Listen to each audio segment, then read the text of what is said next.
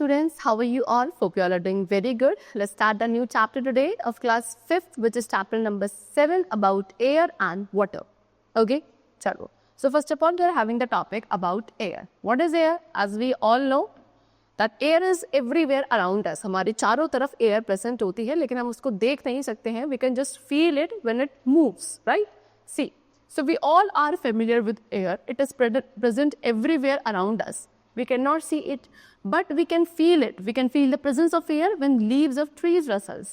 Trees की जब leaves आपको move करती हुई दिखती हैं, तो आप ये observe कर रहे हो कि क्या air is moving around you. Okay? Clothes hanging on a clothesline sway when air moves. Let's gather some more information on air in this chapter. So the topic is the atmosphere. Our earth is surrounded by a blanket of air called the atmosphere. हमारे earth के चारों तरफ एक air का blanket है, जिसको हम atmosphere कहते हैं. एटमॉस्फेयर जैसे जैसे हम ऊपर की तरफ जाते हैं, एटमॉस्फेयर एक्सटेंड होता है to a higher up in the atmosphere. Okay, and amount of air जो है वो क्या, जितना आप एटमॉस्फेयर में ऊपर एक्सटेंड करते जाओगे, उसमें एयर का प्रेजेंस क्या होता जाएगा, कम होता जाएगा. Okay, gravity pulls the layer of air towards the surface of the earth. Gravity जो कि एक तरीके का फोर्स है अर्थ के पास, वो क्या करता है, उस एयर की लेयर को अपने सरफेस के टुवर्ड्स क्या करता है, पुल करता है.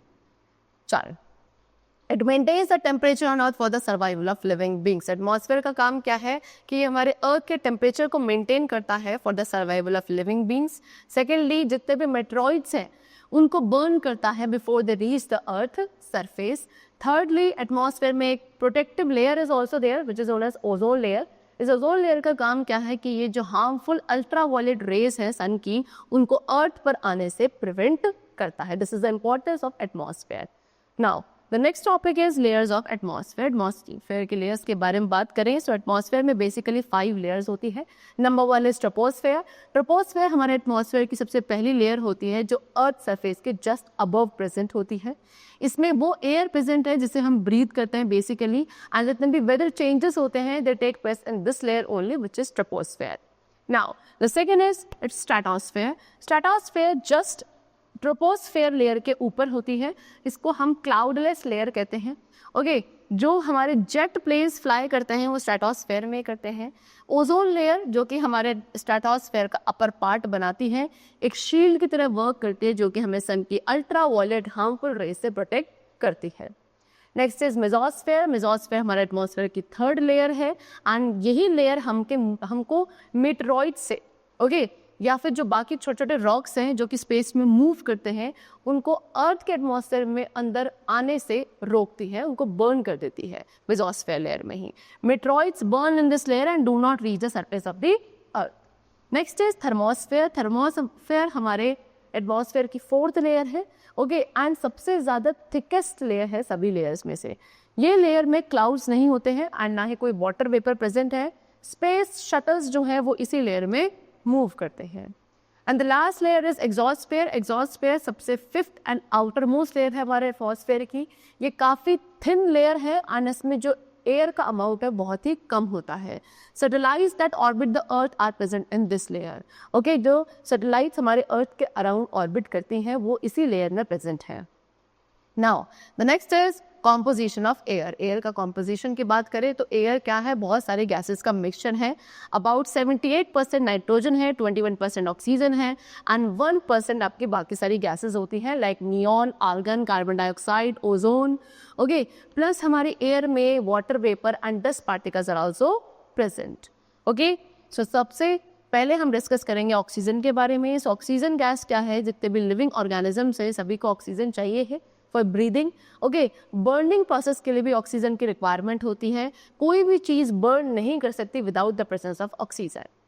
Second, nitrogen. Living beings nitrogen को डायरेक्टली एयर में से यूज नहीं करते हैं एंड प्लांट्स को ये नाइट्रोजन मिलती है एक बैक्टीरिया के through which is there in the soil. So nitrogen को क्या सॉइल में ऐड किया जाता है कुछ केमिकल फर्टिलाइजर्स के थ्रू. एनिमल्स इस नाइट्रोजन को प्लांट्स, मीट या फिशेस के थ्रू अपने बॉडी में इनटेक करते हैं.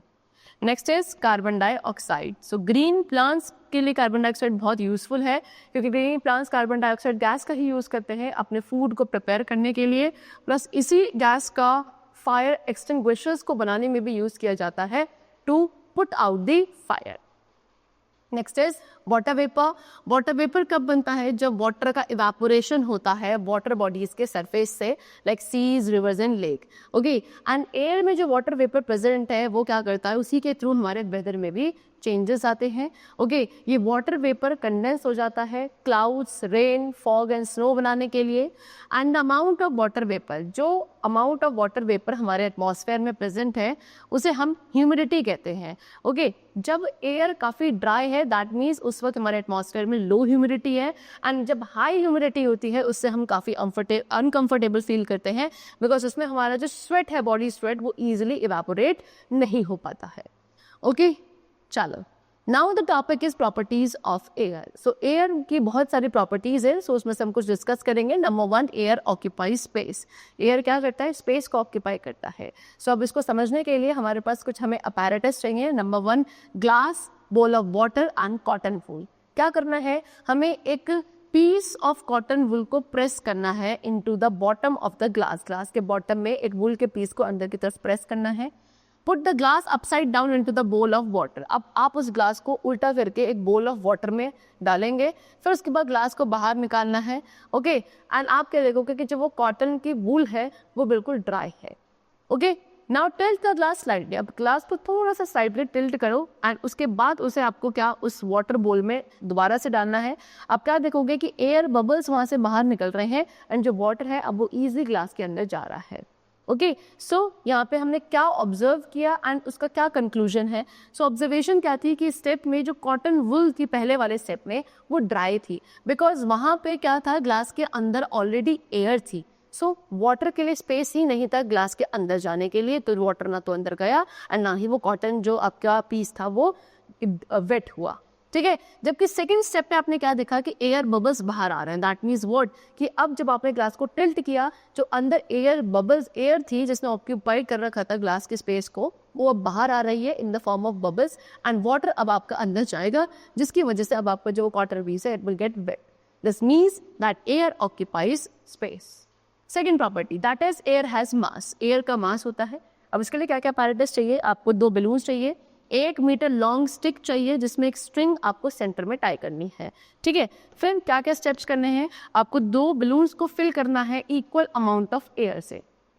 देन दोनों बलून्स को आप उस स्टिक के दोनों ही साइज पे इस तरीके से टाई अप कर देंगे एंड देन आपको क्या करना है, किसी भी एक बलून में से एयर को रिमूव करना है.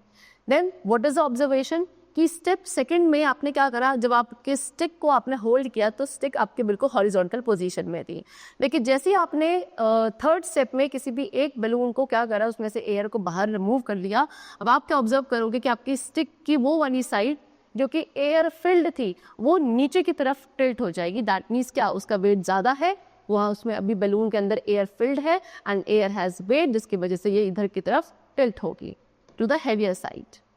Next is air is required for burning. Air burning के लिए रिक्वायर्ड है, ये थर्ड प्रॉपर्टी है.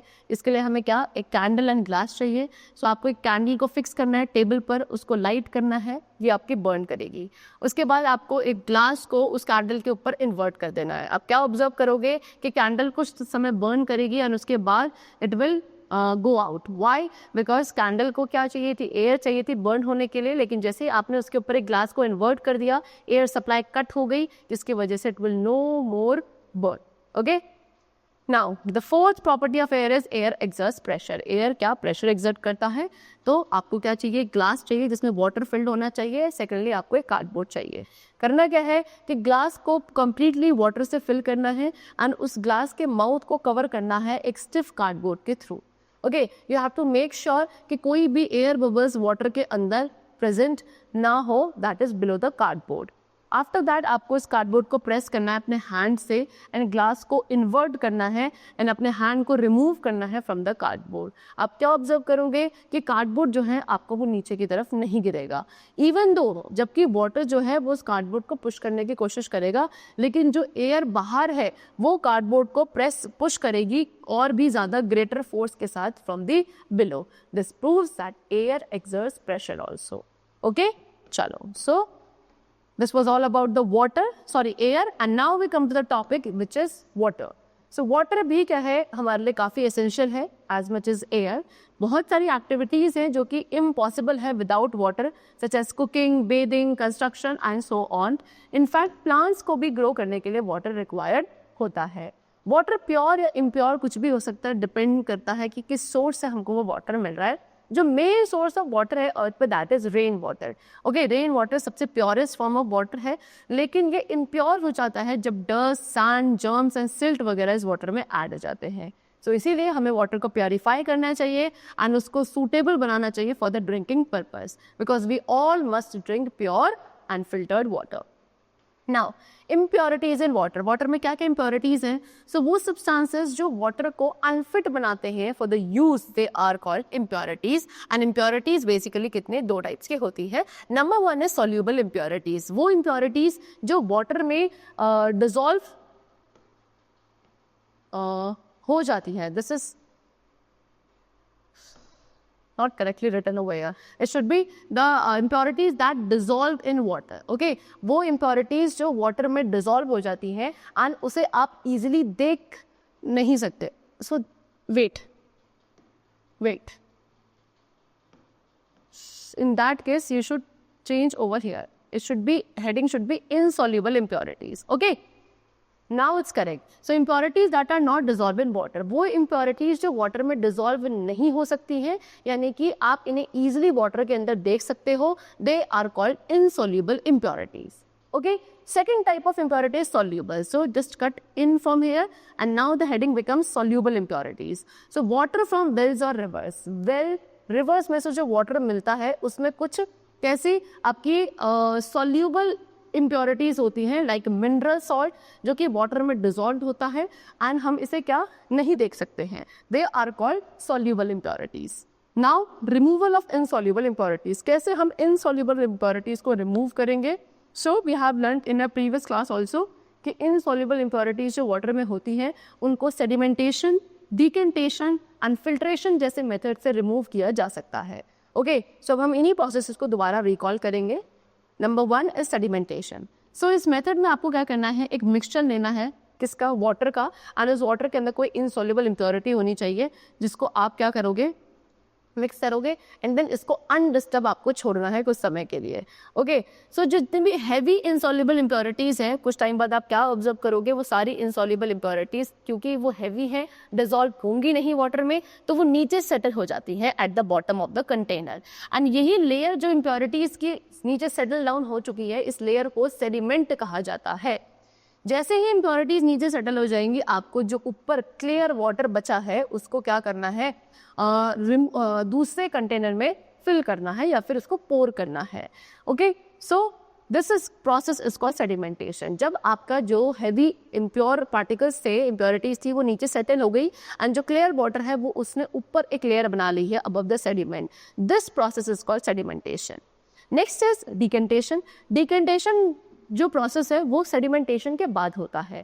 एक्चुअली जब आपका सेडिमेंट नीचे सेटल हो चुका है, अब आपको जो ऊपर प्योर वाटर है, क्लियर वाटर है, उसको बहुत स्लोली किसी दूसरे वेसल में, कंटेनर में पोर करना है.